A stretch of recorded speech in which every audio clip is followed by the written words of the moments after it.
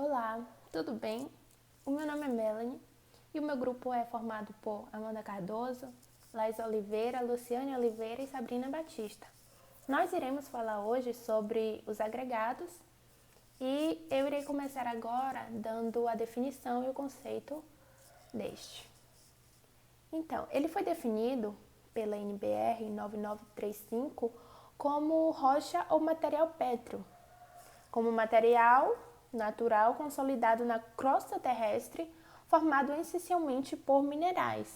Eles não possuem forma nem volume definido e são quimicamente inertes, ou seja, eles não reagem quimicamente e nem se deteriorizam.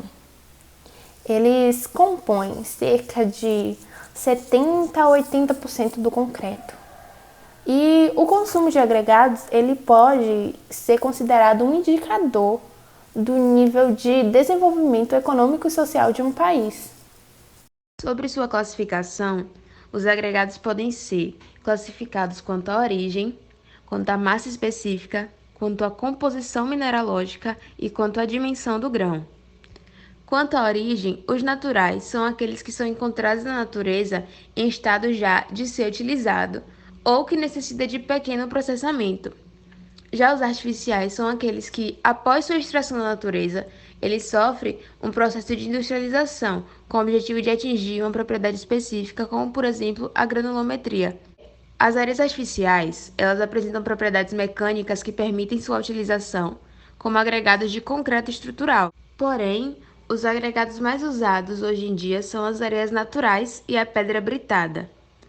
Quanto à massa, eles são classificados como leves quando sua massa específica ela é menor do que 1.000 kg por metro cúbico. São classificados como normais quando a massa é maior do que 1.000 kg por metro cúbico, mas é menor do que 2.000 kg por metro cúbico. E pesados são os que possuem massa específica superior a 2.000 kg por metro cúbico. E devido a essa classificação, os concretos eles podem ser fabricados com diversas aplicações conforme sua massa seja maior ou menor. O concreto normal de uso estrutural, de areia lavada e brita de granito, ele tem uma massa específica entre 2.200 a 2.500 quilos por metro cúbico. E conforme se trata de concreto simples ou concreto armado, ele é classificado então como pesado, pois a massa é superior a 2.000 kg por metro cúbico. Já o concreto e a argamassa leve tem essa classificação de leve por ter uma massa menor do que 2.000 kg por metro cúbico, e eles não servem para uso estrutural, pois são muito leves, obviamente. Os concretos que possuem massa superior a 2.500 kg os concretos que possuem massa superior a 2.500 kg por metro cúbico, eles são usados em estruturas que necessitam de alto grau de isolamento, como edifícios de contenção de reator nuclear e escudo biológico. Quanto à composição mineralógica, os agregados eles podem ser provavelmente de rochas ígneas, que são rochas que se formaram pelo resfriamento e endurecimento de minerais em estado de fusão. Esses agregados provenientes de rochas ígneas podem apresentar uma estrutura cristalina, que é o caso do granito, ou uma estrutura amorfa, que é o caso das pedras pómeis. Elas são resultantes de atividades vulcânicas e também são chamadas de rochas magmáticas, e são compostas principalmente por sílica.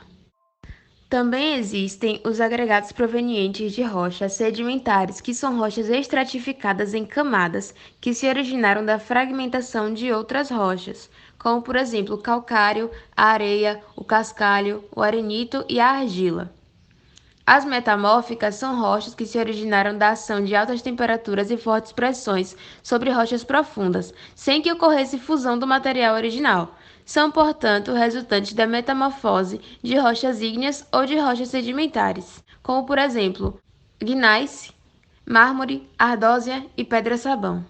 Os agregados são classificados como graúdos quando 95% de sua massa é retida na peneira de malha de 4,8 milímetros e passa na peneira de 152 milímetros, que é o caso da brita. E são classificados como miúdos quando os grãos passam na peneira de malha 4,8 milímetros e ficam retidos na de 0,075 milímetros. Os graúdos, que é o caso da brita, pode ser classificado como brita 0, brita 1, brita 2, brita 3, brita 4 e brita 5. Já os miúdos, que são as areias, são classificadas como muito fina, fina, média ou grossa. Bom dia, meu nome é Luciane e eu vou apresentar sobre as propriedades dos agregados, as quais são massa específica, massa unitária, índice de vazios, compacidade, área específica, durabilidade e umidade. Massa específica é a massa da unidade de volume, excluindo-se os vazios entre grãos.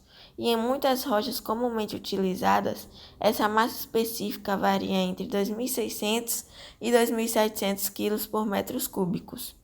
Massa unitária é o peso da unidade de volume, incluindo-se os vazios contidos nos grãos, e nos agregados comumente usados em concreto normal, varia de 1.300 a 1.750 kg por metros cúbicos.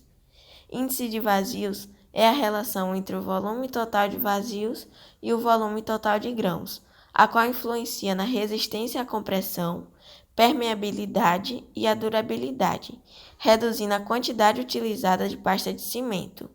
Compacidade é a relação entre o volume total ocupado pelos grãos e o volume total do agregado. Determina o grau de compactação de um material granular não coesivo, como as areias. A área específica é a soma das áreas da superfície de todos os grãos contidos na unidade de massa do agregado, onde os que apresentam grãos mais regulares têm uma menor superfície específica.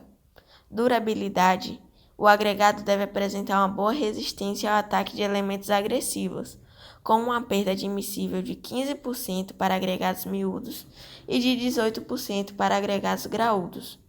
E a umidade é a razão entre a massa de água contida numa amostra e a massa desta amostra seca, podendo classificar-se em seca em estufa, seca ao ar, saturada com superfície seca e úmida ou saturada.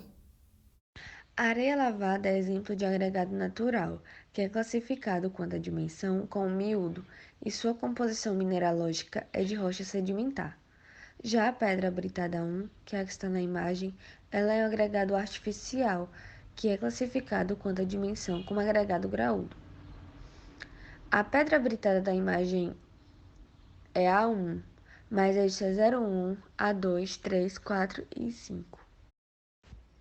Eu sou Laisa e irei abordar as aplicações dos agregados nas instalações rurais.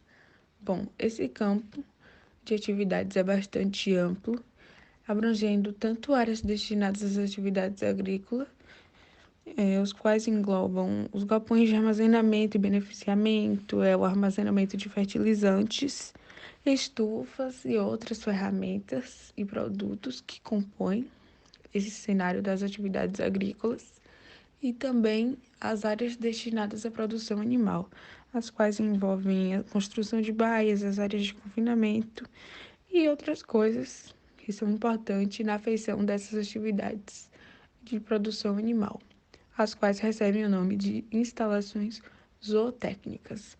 Bom, os agregados utilizados, como já foi citado anteriormente, podem ser de origem natural ou de origem industrial. Antes da aquisição desses materiais, alguns aspectos devem ser levados em conta, né?